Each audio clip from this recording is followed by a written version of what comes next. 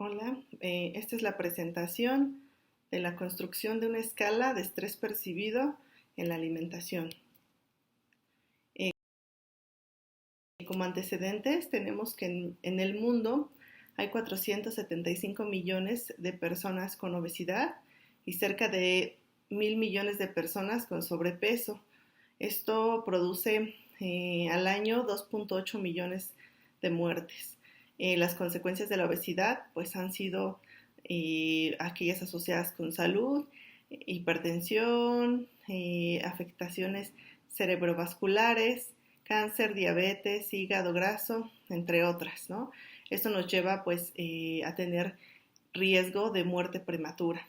La obesidad se ha visto como causa de todas estas enfermedades, pero también deberemos de comenzar a hablar de ella como efecto, ¿no? Es decir, la obesidad puede ser efecto de otro tipo de elementos psicológicos que no solamente son relacionados con el índice de masa corporal.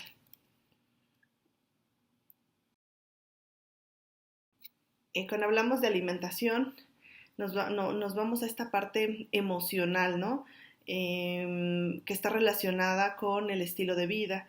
Por estilo de vida, pues tenemos todas las actividades que son parte de una persona y que tiene que ver con prácticas sexuales, actividad física, consumo de alcohol, tabaco, alguna sustancia, su responsabilidad en cuanto a la salud, sus actividades recreativas, las relaciones interpersonales, pero una de las áreas más importantes del estilo de vida está relacionada directamente con la alimentación.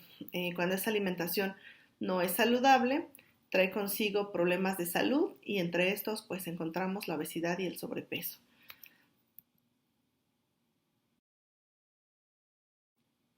Cuando hablamos de la alimentación y su vínculo que tiene entre el estrés y las emociones, observamos en primer lugar pues que existen patrones disfuncionales, ¿no? Por ejemplo, comer en exceso o tener malnutrición.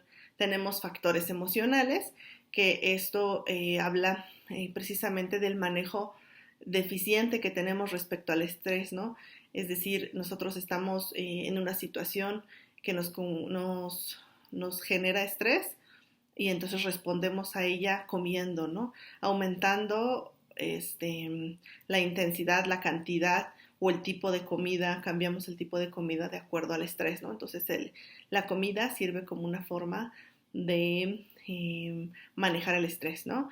Esto nos lleva también a problemas como el comer emocional, ¿no? Es decir, el comer como respuesta a las emociones.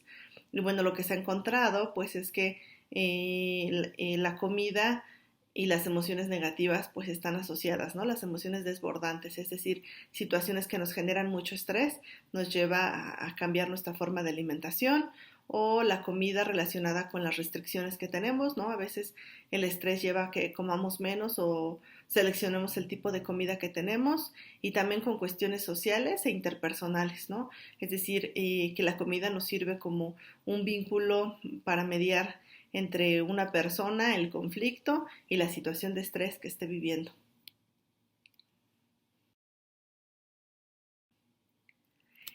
Ahora con la pandemia que vivimos a raíz del SARS-CoV-19, generó, pues, como sabemos, distanciamiento social y medidas de salubridad que nos llevaron pues, a generar una y otra vez variantes de ese mismo virus.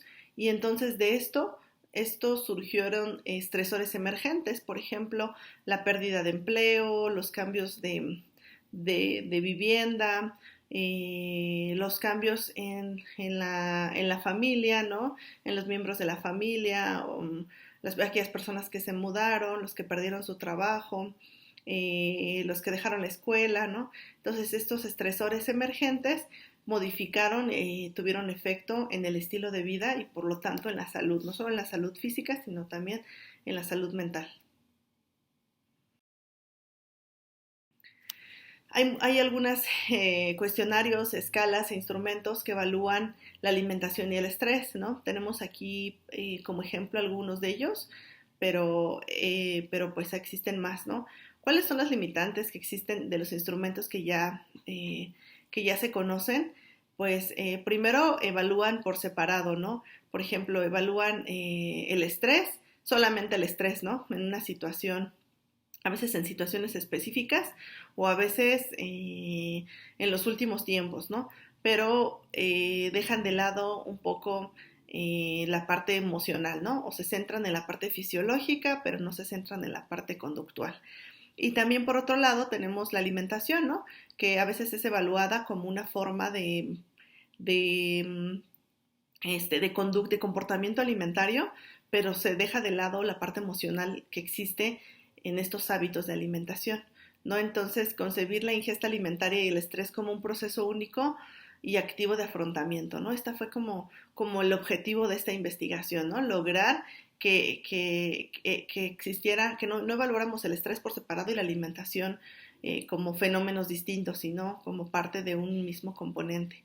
Para esto, pues se utilizó el modelo transaccional del estrés y afrontamiento de Lazarus y Folkman, que evalúa pues los factores de amenaza, daño, pérdida y desafío, ¿no? Dentro del estrés. Se diseñó y se validó una escala para evaluar el estrés y la alimentación.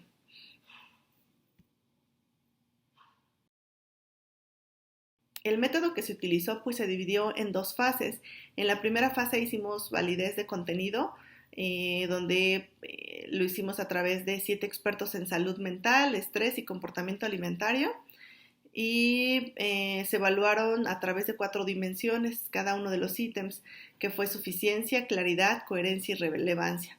A partir de ello se obtuvo la validez, el índice de validez del coeficiente de validez de contenido.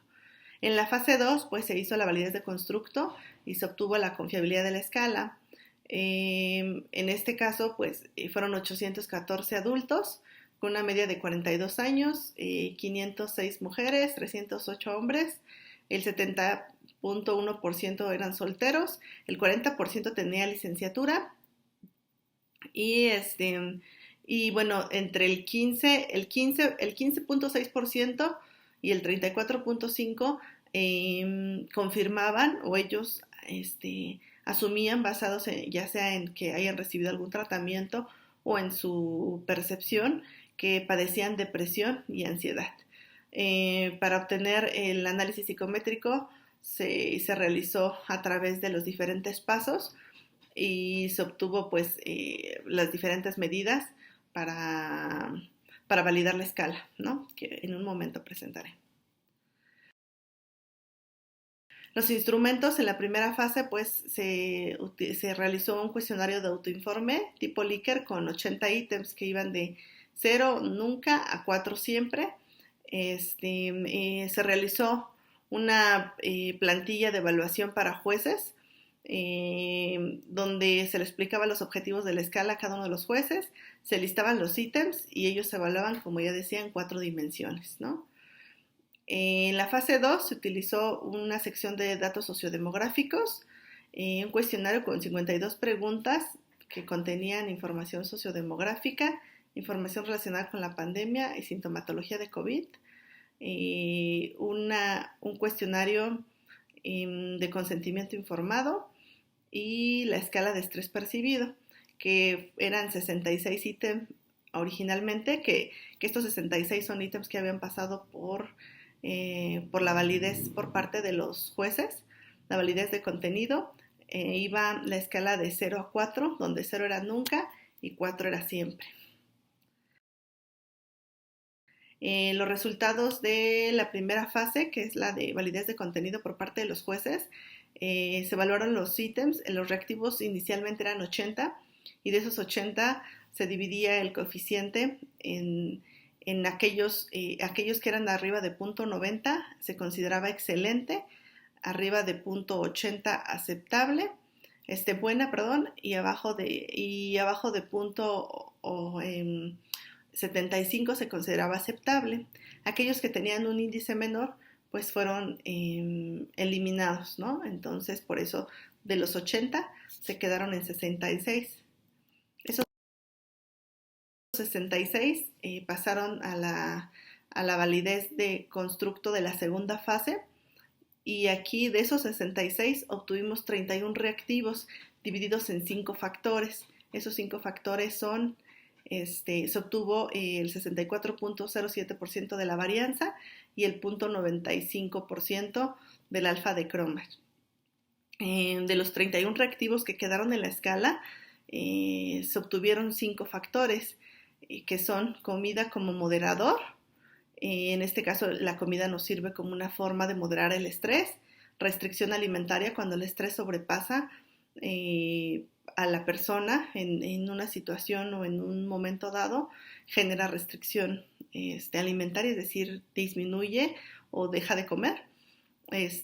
También otro de los factores es la evasión social alimentaria, es decir, las personas utilizan la comida para evitar, cuando están en una situación de estrés, evitan comer, ¿no? Evitan comer con otras personas, ¿no? Entonces, de alguna manera les permite tener control, ¿no? El otro factor es alimentación como desafío, y entonces aquí vemos un factor positivo, es decir, las personas ven la comida o generar hábitos de alimentación saludables dentro de su estilo de vida como una forma de manejar el estrés, es decir, yo me siento presionado, me siento enojado, y entonces utilizo la comida como una manera de generar pues un poco de cambios, ¿no? O sea, yo veo el comer como algo que puede mejorar o que me puede ayudar a mejorar mi salud, ¿no? Entonces, hay personas que bajo estas situaciones de estrés, en lugar de generar hábitos negativos, generan hábitos positivos. Y otro de ellos es el factor de autoeficacia alimentaria percibida. Aquí es cuando la persona se considera capaz de generar cambios, de lograr mejorar sus hábitos de alimentación y el de manejar el estrés, ¿sí? El decir, sí, tengo una situación, pero yo sé que no importa en el lugar donde me encuentre o lo que esté haciendo, yo creo que puedo generar esos cambios en mi alimentación y pueden ser saludables, ¿no? Entonces utilizan, en estos últimos 2 factores, utilizan la comida, la alimentación como una forma positiva. ¿A dónde se llega con todo esto? Bueno, los 5 factores que constituyen la escala coinciden con el modelo transaccional del estrés de Lazarus y Folkman. Coincide, ¿no?, en esta parte del constructo. ¿Qué es lo que hace la escala? Pues facilita la valoración de situaciones estresantes, como son la amenaza, el daño, la pérdida y el desafío, que son situaciones que se observan en el modelo, en dimensiones que corresponden en este caso a las conductas alimentarias habituales, bajo la visión de que la alimentación se utiliza de forma activa como una forma de afrontar el estrés o percibir la autoeficacia que este mismo tiene. En contextos estresores emergentes, en este caso la pandemia y todo lo que conllevó, puede ser una herramienta. La escala permite monitorear el vínculo entre la comida y el estrés y en detrimento de la calidad de vida de las personas, ¿no? Podemos entender cómo se comporta, ¿no?, en una situación dada. Y desde la perspectiva del estudio de la alimentación emocional, se puede considerar la relación estrés-alimentación como una estrategia de enfrentamiento ante situaciones estresantes. Entonces, digamos que en la parte teórica a veces la alimentación emocional se percibía solo como una forma de respuesta, ¿no?, ante las emociones. Con esta escala podemos ver que su aplicación clínica pues tiene más una visión práctica para poder evaluar el estrés y el uso de la alimentación como una forma de afrontamiento. Y bueno, eso sería todo por mi parte. Aquí dejo mi contacto para cualquier duda o aclaración.